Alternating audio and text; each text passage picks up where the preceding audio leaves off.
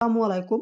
খুব সহজে আপনি দেখতে পারবেন যে আপনার বিকাশ অ্যাকাউন্টটি কার নামে রেজিস্ট্রেশন করা আছে বা আপনি একটা বিকাশ অ্যাকাউন্টে ভুল করে টাকা পাঠাইতেছেন, কার নাম্বারে টাকা পাঠাইতেছেন বা যার অ্যাকাউন্টে টাকা পাঠাইতেছেন সে আপনাকে অস্বীকার করতেছে। আপনি খুব সহজে তার ন্যাশনাল আইডি কার্ডের নাম্বার, তার নাম, তার A to Z ইনফরমেশন বার করতে পারবেন। এটা খুবই সহজ।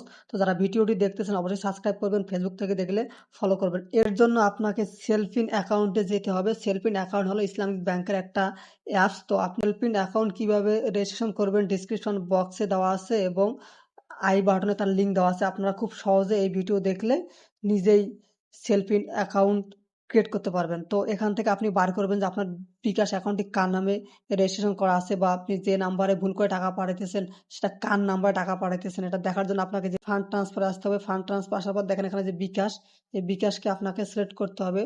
সিলেক্ট করার পর আপনি যে নাম্বারে দেখতে চাইতেছেন যে এই নাম্বারে বিকাশটা কার নামে রেজিস্ট্রেশন করা আছে বা আপনার বিকাশটা কার নামে রেজিস্ট্রেশন করা আছে সেটা দেখার জন্য আপনাকে এখানে আপনার নাম্বারটা দিতে হবে। তো আমি আমার নাম্বারটা দিতেছি।